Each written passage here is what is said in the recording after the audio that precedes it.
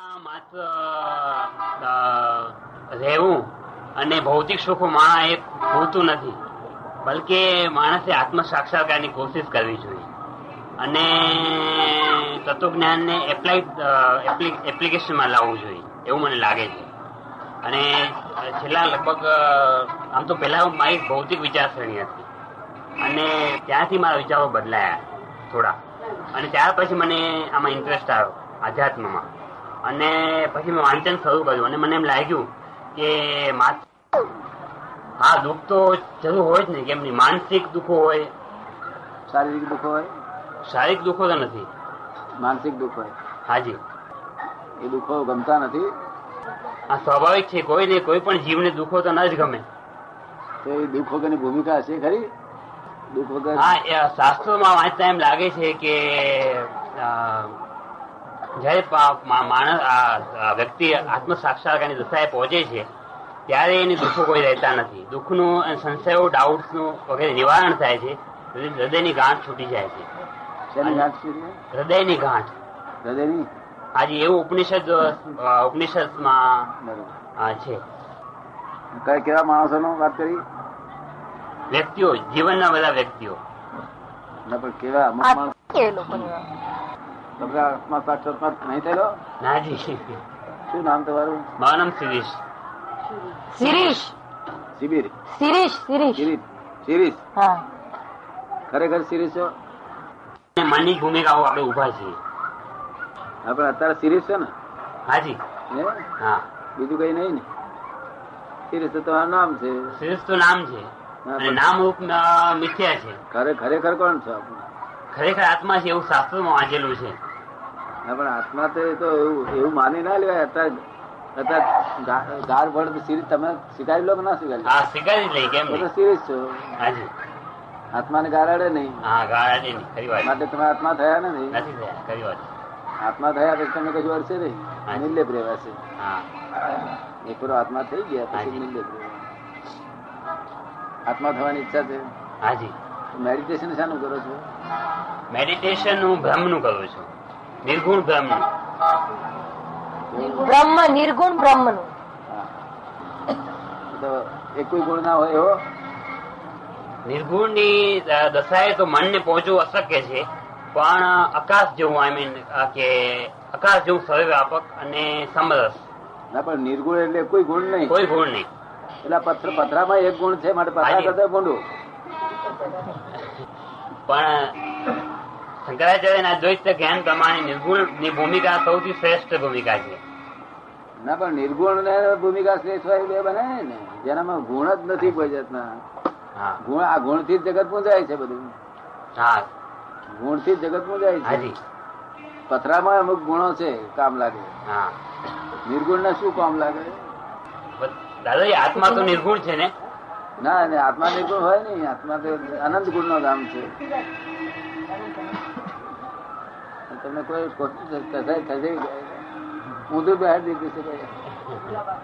આત્મા અનંત ગુણ નો ધામ છે.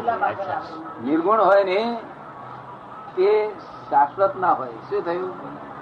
શાશ્વત ના હોય. હા, શાશ્વતી વસ્તુ બધી સગુણ હોય. કેવી હોય? સગુણ હોય. પોતાના ગુણધર્મ સહિત હોય તો જ શાશ્વત હોય. પણ દાદાજી, પ્રકૃતિ ત્રિગુણાત્મક છે, ત્યારે પુરુષ તો નિર્ગુણ છે. ના, પુરુષ નિર્ગુણ નથી. પુરુષ ગુણ નો ધામ છે. એ લોકોને સમજાવવામાં ભૂલ થઈ છે. કેવી રીતે ભૂલ થઈ તમે સમજાવું? આ વાક્ય તમે જે સમજ્યા છો ને, આ જગત આવી રીતે સમજે છે, તેને મારે સમજાવવા માટે શું કહેવું પડે? પ્રકૃતિના ગુણો થી નિર્ગુણ. શું કહ્યું? પ્રકૃતિના પોતાના ગુણ કરીને આનંદ ગુણ નું ધામ છે, પણ પ્રકૃતિ નો ગુણ થી નિર્ગુણ. એટલે પ્રકૃતિ નો એક ગુણ નથી એમ. શું કે છે? હાજી, હાજી. તમે સમજ પડે ને? હાજી. એટલે આવી રીતે સમજાવે તારે લોકો સમજે. લોક તો બધું ઊંધું બાપે છે અને ચોપડવાની પી જાય છે. ચોપડવાની પી જાય શું થાય? ચોપડવાની દવા પી જાય શું થાય? પોઈઝન થાય. આ ચોપડવાની દવા પી જાય શું થાય? જો દવા ઝેરી હોય તો પોઈઝન થાય. આ પોઈઝન થાય કે તો ચાલી જાય? પેલી મરી જાય માણસ. કરી વાત છે. આ લોકો ચોપડવાની પી જઈને મરી જાય છે. હિન્દુસ્તાન લોકોને એવી દશા કરી આ લોકોએ, હળકંદી લોકોએ એક અક્ષરે સમજતા નહીં, ખોખા ખોજ કરી છે, લોકોને ખરાબી કરી નાખી. કેવો ધર્મ શીખવાડ્યો બધા ચિંતા પડ્યા છે. તમે ધર્મ કેવો શીખવાડ્યો કે લોકો ચિંતામાં પડ્યા ઉઠતા, વધારે ચિંતા. ધર્મ શીખવાડે 50 જણા ડાયા થાય ના થાય, પણ એક 5 માણસ મેં કોઈને ડાયા જ ગયા નહીં. કેવો શીખવાડ્યો છે. હવે અત્યારે તો એવું છે ને કે આ તો ડેમોક્રેટિક ગવર્મેન્ટ અને ભગવાન એથી ડેમોક્રેટિક ઊંચું, દરેક ને અધિકાર છે. શું કે છે? દરેક ને અધિકાર. હા, એટલે એની ગુનેગાર ગણતા જ નહીં ને ભગવાન. એ તો કે ફળ એ ભોગવશે. પણ આ લોકોને શું થાય છે? આ લોકો પડ્યા તે એને ભોગવ્યાની ભૂલ કે છે. શું કે છે? હા, નિર્ગુણ ભાઈ સમજ પડી તને? પ્રકૃતિ નો ગુણ એક કોઈ નહીં, માટે નિર્ગુણ. પ્રકૃતિ ના ગુણે કરીને નિર્ગુણ અને પોતાના ગુણે કરીને અનંત ગુણ નું કામ. સમજ પડી? હવે બાકી નિર્ગુણ વસ્તુ તો કોઈ કામ નહીં, જગત માં હોય જ નહીં કોઈ વસ્તુ. કોઈ વસ્તુ જ ના હોય. ગુણવાળો હોય, માટી એ ગુણવાળી હોય. કઈક ને કઈક કામ લાગે ને કઈ ને કઈ ગુણ તો હોવાના જ. હે, કઈ ને કઈ ગુણ તો હોવાના જ. આત્મા છે ને મેડિટેશન શાનું કરે છે તું? મેડિટેશન લગ્ન કર્યું નહીં કર્યું? હાજી, લગ્ન કરેલા. મેડિટેશન કરવા જેવી ચીજ એ અમે બેહારી ધ્યાન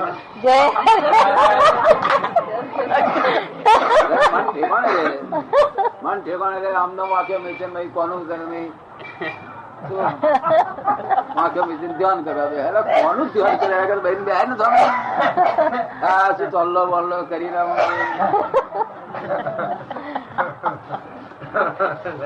લોકોને શીખવાનું મેડિટેશન કરવામાં. મેડિટેશન ગાળા થઈ જાય. મેડિટેશન વસ્તુ તને સમજાવું, તું ભણેલો માણસ છું ને, ક્યાં સુધી ભણેલો? બીએસસી. બીએસસી આગળ ગયેલો છે ને? હાજી. શું ભણેલો? પછી મેં બી પેસ કર્યું છે. હા, એટલે હું તને કહું, મેડિટેશન એ અહંકારી વસ્તુ નથી. શું છે? જો અહંકાર હોય તો મેડિટેશન ના હોય, મેડિટેશન હોય તો અહંકાર ના હોય. હાજી. અચ્છા. મેડિટેશન એટલે ધ્યાન ને, તું ધ્યાન કેવાય? ધ્યાન. એટલે ધ્યાન જો હોય ત્યાં અહંકાર ના હોય, અહંકાર હોય ત્યાં ધ્યાન ના હોય. અહંકાર તો છે જ. હે, અહંકાર તો અહીંયા છે જ. અત્યારે એકાગ્રતા કહેવાય. શું કહેવાય? એકાગ્રતા. અહંકાર થી કરવામાં આવે ને, હાજી, એકાગ્રતા, કોન્સન્ટ્રેશન, એકાગ્રતા. એકાગ્રતા. એને ધ્યાન ના. તો આ જગતના લોકો તો આ લોકો તો હીરાને કાચ કે એને કાચ ને હીરો કે બધું એમની પોતાની ભાષાનો જ ઠેકાણું નથી.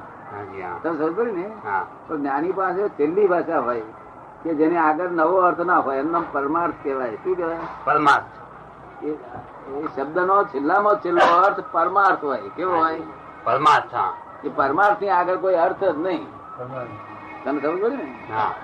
એટલે આ ધ્યાન તો સમજો ને, ધ્યાન અહંકાર થી, અહંકાર ને ધ્યાન બે હાથે ના હોય. હું ધ્યાન કરું છું તો ધ્યાન ને અહંકાર બે કરતા ને અહંકાર બે સાથે ના હોય. ધ્યાન એ પરિણામ છે. શું છે? પરિણામ છે. ધ્યાન એટલે આ વસ્તુ ઉપર આની જોડે તું એકાગ્રતા કરું, તન્મયાકાર થવું.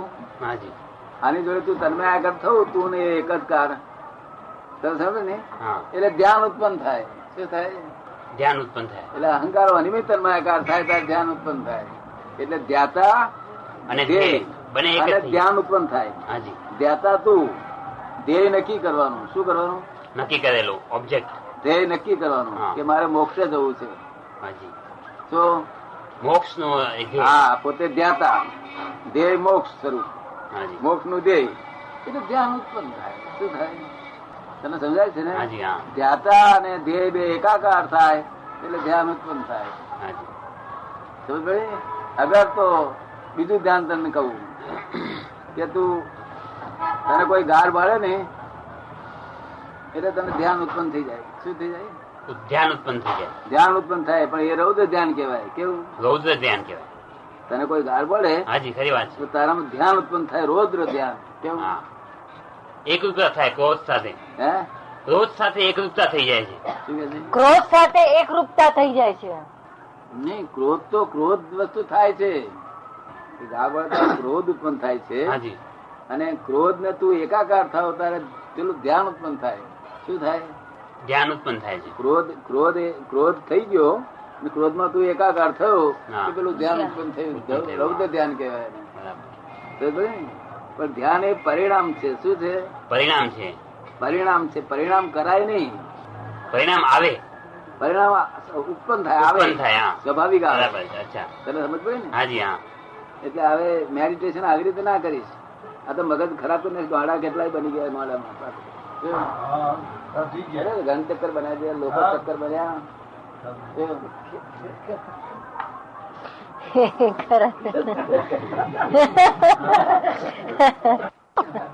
લક્ષ્મીબેન કહેતા હતા ને, શું કહેતા કરેલું પેલા એમની વાત શી કરતા હતા? મારા કર્યા કરે પણ પોતે હું ભારત એવા ભયંકર રોગોમાં સપડાય. લક્ષ્મીબેન તું નતો સાંભળતો નતો? તું હતો તીકડે? તું નતો? વિનય વાત કરતો હતો. ભયંકર રોગ ઉત્પન્ન થયો હતો. એક માણસ ને બોલાયા હતા. તારો રોગ તો દુનિયામાં મટે એવો નથી. આ તે બધું આખું ભયંકર રોગો તો મુદે રસ્તે પોતે બધા લોકો મારી નાખે. તો દરેક વસ્તુ સાયન્ટિફિક હોવી જોઈએ, વૈજ્ઞાનિક ધોરણ હોવી જોઈએ. આવી ગપ્પા મારાય નહીં. આમ વૈજ્ઞાનિક જોઈએ કે ના જોઈએ? હા વૈજ્ઞાનિક જોઈએ. હા એમને પણ દાદાજી ધ્યાન વગર મનનો લય કેવી રીતે થઈ શકે? ધ્યાન વગર મનનો લય કેવી રીતે થઈ શકે? પણ ધ્યાન સી રીતે કરવું? ધ્યાન માટે ધ્યેય નક્કી કરવું પડે ને. ભ્રમ છે અને ધ્યાન કરનાર હું ધ્યાતા તરીકે તું છું. હાજી. પણ ધ્યેય શું છે? ભ્રમ. ભ્રમ તો ઓળખ્યા વગર ભ્રમ નો ધ્યેય શું લઉં તું? પેલા મન એ કલ્પના બનાવે છે ભ્રમની, કલ્પના ચાલે ને. અને પછી ધ્યેય એ કલ્પનાનો અને એટલે કે મારો એ બંને એકરૂપતા થવાથી સગુણ સવિકલ્પ સમાધિની દશા ઉત્પન્ન થાય છે. એવું ખરું કે નહીં દાદાજી? એમ કે છે કે પહેલા છે તો કલ્પનામાં બ્રહ્મ મૂકે છે, પછી છે તો એમાં સવિકલ્પ. પેલા કલ્પનામાં હું ધ્યાન કરું છું અને સામે કલ્પનામાં મેં ભ્રમનું ધ્યેય છે મારું, અને બંને એકરૂપતા જયારે થાય છે ત્યારે સવિકલ્પ સમાધિ ઉત્પન્ન થાય છે. એટલે કલ્પના બ્રહ્મ અને પોતાને જયારે એકરૂપતા થાય છે ત્યારે સવિકલ્પ સમાધિ થાય છે. બધું આ ગપ્પુ આ લોકોને મારી નાખ્યા, લોકોના મગજ ખરાબ કરી નાખ્યા અને ઘન ચક્કર બનાવ્યા. કલ્પના નો ભ્રમ તો હતો છે, તો ભ્રમ નામ ના પણ એ ભ્રમ કયો પેલો ભ્રમિત થયેલા ને તે શબ્દ છે. કલ્પના થી ભ્રમ પેલો હોય અને નિર્વિકલ્પ ભ્રમ પેલો હોય. શું કહ્યું? પણ દાદાજી જ્યાં સુધી